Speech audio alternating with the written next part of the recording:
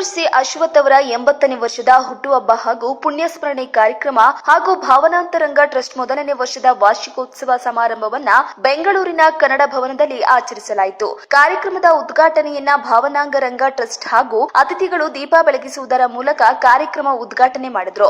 ಇನ್ನು ಕಾರ್ಯಕ್ರಮಕ್ಕೆ ಹೆಸರಾಂತ ಹಿರಿಯ ಸಂಗೀತ ನಿರ್ದೇಶಕ ಬಾಲಿ ಅವರಿಗೆ ಸ್ವರ ಸಂಗೀತ ಸಾರ್ವಭೌಮ ಪ್ರಶಸ್ತಿ ಹಾಗೂ ಗಾಯಕಿ ಕೆಎಸ್ ಸುರೇಖಾ, ಗಾಯಕಿ ಮೀರಾ ಬಿಎಸ್ ಹಾಗೂ ಸಂಗೀತ ನಿರ್ದೇಶಕ ಮೃತ್ಯುಂಜಯ ದೊಡ್ಡವಾದ ಅವರಿಗೆ ಗಾನ ಸಿರಿರತ್ನ ಪ್ರಶಸ್ತಿಯನ್ನು ನೀಡಿ ಗೌರವಿಸಲಾಯಿತು. ಇನ್ನು ಕಾರ್ಯಕ್ರಮದಲ್ಲಿ ಮೊದಲಿಗೆ ಸ್ವರಲೋಕದ ಸಾಮ್ರಾಟ ಡಾಕ್ಟರ್ ಸಿ ಅಶ್ವಥ್ ಅವರ 10ನೇ ವರ್ಷದ ಪುಣ್ಯಸ್ಮರಣೆ ಹಾಗೂ 80ನೇ ವರ್ಷದ ಹುಟ್ಟುಹಬ್ಬವನ್ನು ಅರ್ಥಪೂರ್ಣವಾಗಿ ಆಚರಿಸಲಾಯಿತು.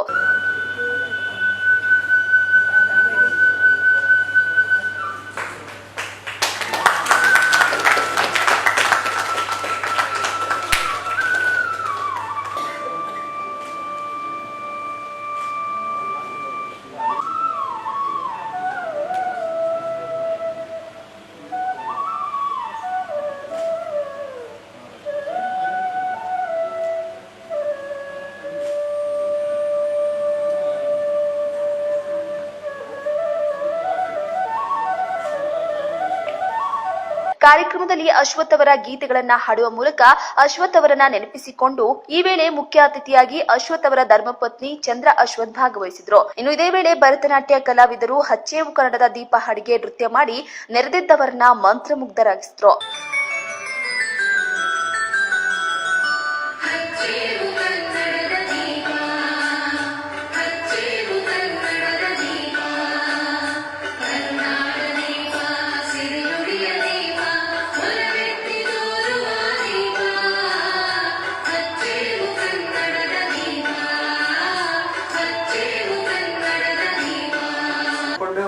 ಪ್ರೋಗ್ರಾಮ್ಗಳು ನೋಡಿಕೊಂಡು ಹಾಡುಗಳು ಕೇಳಿಕೊಂಡು ಖುಷಿಯಾಗಿರ್ತಾ ಇದ್ವಿ ಯಾವಾಗಲೂ.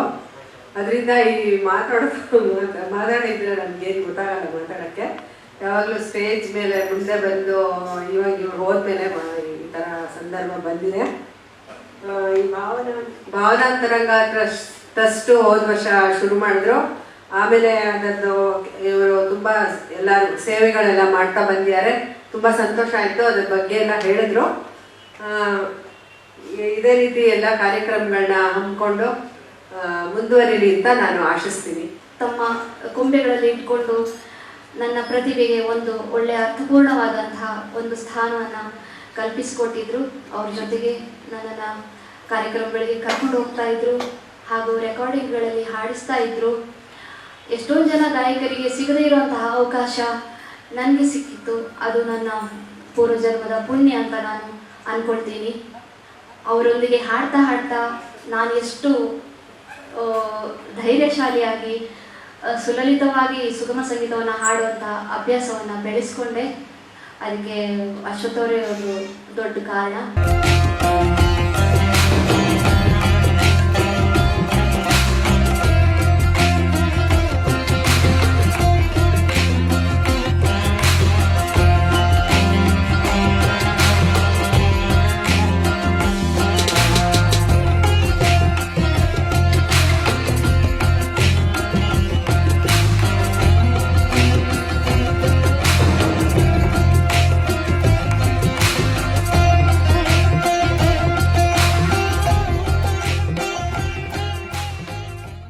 ಇನ್ನು ಕಾರ್ಯಕ್ರಮದಲ್ಲಿ ಅಧ್ಯಕ್ಷತೆಯನ್ನ ಡಾಕ್ಟರ್ ಸಿ ಮೌಲ ಶರೀಫ್ ಅವರು ವಹಿಸಿಕೊಂಡಿದ್ರು. ಸಮಾಜ ಸೇವಕ ಡಾಕ್ಟರ್ ಕೆಎನ್ ಅಡಿಗ ಅಡೂರ್, ಸಾಹಿತಿ ಬಸವರಾಜ್ ಎಸ್, ಕಲ್ಲುಸಕ್ಕರೆ ಸುಧಾಕರ್ ಶೆಟ್ಟಿ, ಬಾಲನಟಿ ಅಂಕಿತ ಜಯರಾಮ್ ಮತ್ತಿತರರು ಟ್ರಸ್ಟ್ನ ಪದಾಧಿಕಾರಿಗಳು ಉಪಸ್ಥಿತರಿದ್ದರು.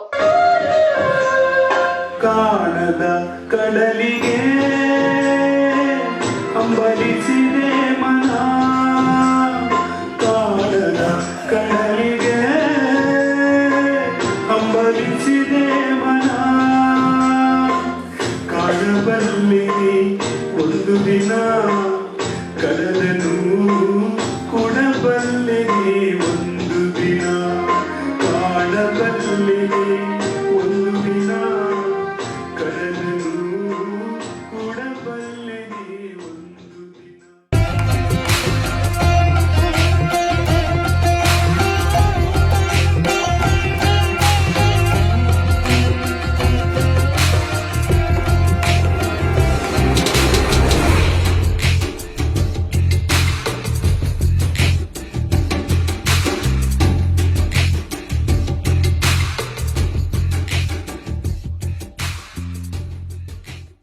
ಅಶ್ವಥ್ ಹೆಸರಲ್ಲಿ ಯಾವ ಕಾರ್ಯಕ್ರಮ ಮಾಡಿದ್ರು ಅಶ್ವಥ್ ಹೆಸರಲ್ಲೇ ಕಾರ್ಯಕ್ರಮ ಮಾಡ್ತಾ ಬರ್ತಾ ಇದ್ದಾರೆ. ಅದು ಭಾಳ ಒಂದು ಸಂತಸದ ಸಂಗತಿ. ಅಶ್ವಥ್ ಅವರ ಹೆಸರಲ್ಲಿ ನಮ್ಮ ಒಂದು 3 ಜನ ಗಾಯಕಿಯರಿಗೆ ಜೊತೆಗೆ ನನಗೂ ಕೇಳಿ ಸನ್ಮಾನ ಮಾಡಿ ಇವತ್ತು ನಮಗೆಲ್ಲ ಸಂತೋಷ ಕೊಟ್ಟಿದ್ದಾರೆ. ಅದರಲ್ಲೂ ಅಶ್ವಥ್ ಅವರ ಮಿಸಸ್ಸೇ ಬಂದು ಇವತ್ತೆಲ್ಲರಿಗೂ ಅದು ಸನ್ಮಾನ ಮಾಡಿ ಒಂದು ಒಳ್ಳೆಯ ಕಾರ್ಯಕ್ರಮ ಆಗಿದೆ. ಅವರು ಅಶ್ವಥ್ ಹೆಸರಲ್ಲಿ ಮಾಡ್ತಾ ಇರೋದು ಅನ್ನೋದೇ ಒಂದು ದೊಡ್ಡ ವಿಷಯ. ಯಾಕಂದರೆ ಅವರು ಹೋಗಿ 10 ವರ್ಷ ಆಯಿತು. 1 ವರ್ಷ ಆಗೋ ವರ್ಷದೊಳಗೆ ಎಲ್ಲರನ್ನೂ ಮರ್ತೋಗ್ಬಿಡ್ತಾರೆ. ಬಟ್ ಮರೆಯಲಾಗದ ಒಬ್ಬ ವ್ಯಕ್ತಿ ನಮ್ಮ ಸುಗಮ ಸಂಗೀತದಲ್ಲಿ ಅಂತಂದರೆ ಅಶ್ವಥ್ ಅನ್ನೋದಕ್ಕೆ ಇದಕ್ಕಿಂತ ಬೇರೆ ಒಂದು ಪ್ರೂಫ್ ಏನು ಬೇಕಾಗಿಲ್ಲ. ಆ ಥರ ಒಂದು ಕಾರ್ಯಕ್ರಮ ಇವರು ಹಮ್ಮಿಕೊಂಡಿರೋದ್ರಿಂದ ಅವ್ರ ಹೆಸರಲ್ಲೇ ಮಾಡ್ತಿರೋದ್ರಿಂದ ಅಶ್ವಥ್ ಯಾವತ್ತೂ ಶಾಶ್ವತ ಅಂತ ಒಂದು ಹೇಳ್ಬೋದು. ಇವತ್ತೇನು ಭಗವಂತರಂಗ ಟ್ರಸ್ಟ್ ವತಿಯಿಂದ ಅಶ್ವತ್ಥ ಎಂಬ ಆಲದ ಮರ ಒಂದು ದೊಡ್ಡ ಇದಕ್ಕೆ ದೊಡ್ಡ ಮಟ್ಟದಲ್ಲಿ ಮಾಡ್ತಾಯಿದ್ದಾರೆ. ಅದು ನಮಗೆ ಎಲ್ಲರಿಗೂ ತುಂಬ ಸಂತೋಷವಾಗಿದೆ. ಅಲ್ಲದೆ ಅಶ್ವತ್ಥ ಎಂಬರು 10 ವರ್ಷ ಆಯಿತು ಹೋಗಿ. ಅದನ್ನು ಇವಾಗಲೂ ಕೂಡ ಭಗವಂತರಂಗ ಟ್ರಸ್ಟ್ನವರು ಮಾಡ್ತಾರೆ ಅಂತ ಹೇಳಿದರೆ ಅದಕ್ಕೆ ನಾವು ಹೆಮ್ಮೆ ಪಡಬೇಕು. ಇವಾಗ ಭಗವಂತರಂಗ ಟ್ರಸ್ಟ್ನವರು 1 ವರ್ಷ ಕರೆದು 2ನೇ ವರ್ಷಕ್ಕೆ ಕಾಲಿಡ್ತಿದ್ದಾರೆ. ಅದರಲ್ಲಿ ತುಂಬ ಎಲ್ಲರಿಗೂ ಸನ್ಮಾನ ಮಾಡಿದ್ದಾರೆ. ನಾವು ಕೂಡ ಅದರಲ್ಲಿ ಭಾಗಿಯಾಗಿದ್ದೇವೆ. ಇದೇ ರೀತಿ ಇನ್ನೂ ಭಗವಂತರಂಗ ಟ್ರಸ್ಟ್ನವರು ಇದೇ ರೀತಿ ಒಳ್ಳೆಯ ಕೆಲಸ ಮಾಡಲಿ ಅಂತ ಹೇಳ್ಬಿಟ್ಟು ನಾನು ಅವರಿಗೆ ಅಭಿನಂದನೆ ಅರ್ಪಿಸ್ತೇನೆ. ಈ ಒಂದು ಟ್ರಸ್ಟ್ ನಮ್ಮ ದಿವಂಗತ ಸಿ ಅಶ್ವಥ್ರವರ ಈ ಒಂದು ನಾಮಸ್ಮರಣೆಯಲ್ಲಿ ನಮ್ಮ ಅಶ್ವಥ್ರವರ ಧರ್ಮಪತ್ನಿ ಶ್ರೀ ಚಂದ್ರ ಅಶ್ವಥ್ರವರ ಹಸ್ತದಿಂದ ಉದ್ಘಾಟನೆಯಾಗಿದೆ. ಆ ಉದ್ಘಾಟನೆಯಾಗಿ 1 ವರ್ಷ ಕಳೆದಿದೆ. ಇವತ್ತಿನ ಕಾರ್ಯಕ್ರಮ ಉದ್ದೇಶ ಏನು ಅಂತ ಹೇಳಿದ್ರೆ, ನಮ್ಮ ಸಿ ಅಶ್ವಥ್ರವರ 80ನೇ ಹುಟ್ಟುಹಬ್ಬದ ವಾರ್ಷಿಕೋತ್ಸವ ಮತ್ತು ನಮ್ಮ ಟ್ರಸ್ಟ್ನ 1 ವರ್ಷದ ವಾರ್ಷಿಕೋತ್ಸವದ ಅಂಗವಾಗಿ ವಿವಿಧ ಕ್ಷೇತ್ರಗಳಲ್ಲಿ ಸಾಧನೆ ಮಾಡಿದಂಥ ಆ ವ್ಯಕ್ತಿಗಳನ್ನು ಗುರುತಿಸಿ ನಮ್ಮ ಟ್ರಸ್ಟ್ ವತಿಯಿಂದ ಗಾನಸಿರಿ ರತ್ನ ಪ್ರಶಸ್ತಿ ಮತ್ತು ಹಲವು ರೀತಿಯ ಪ್ರಶಸ್ತಿಗಳು ಮತ್ತು ಸೇವಾರತ್ನ ಪ್ರಶಸ್ತಿಗಳನ್ನು ನೀಡುವುದರ ಮೂಲಕ ಇನ್ನೂ ಸಾಧನೆ ಮಾಡಿರುವಂಥ ವ್ಯಕ್ತಿಗಳನ್ನು ಗುರುತಿಸಿ ಇನ್ನು ಮುಂದೆಯೂ ಕೂಡ ನಾವು ಈ ರೀತಿ ಮುಂದಿನ ದಿನಗಳಲ್ಲಿ ಹೆಚ್ಚು ಕಾರ್ಯಕ್ರಮಗಳನ್ನು ನೀಡಿ ಇನ್ನೂ ಕೂಡ ಗುರುತಿಸುವ ಕೆಲಸವನ್ನು ನಾವು ಮಾಡ್ತೇವೆ. ನೀವು ಈ ಕೂಡ ಎಲ್ಲ ನಮ್ಮ ಚಾನಲ್ಗೆ ಸಬ್ಸ್ಕ್ರೈಬ್ ಆಗಿಲ್ಲ ಅಂದರೆ ಸಬ್ಸ್ಕ್ರೈಬ್ ಬಟನ್ ಅನ್ನು ಕ್ಲಿಕ್ ಮಾಡಿ, ಪಕ್ಕದಲ್ಲಿರೋ ಬೆಲ್ ಐಕನ್ ಅನ್ನು ಕ್ಲಿಕ್ ಮಾಡಿ. ನಾವು ಅಪ್ಲೋಡ್ ಮಾಡುವಂತಹ ವಿಡಿಯೋಸ್ ನಿಮಗೆ ನೋಟಿಫಿಕೇಶನ್ ಬರುತ್ತೆ.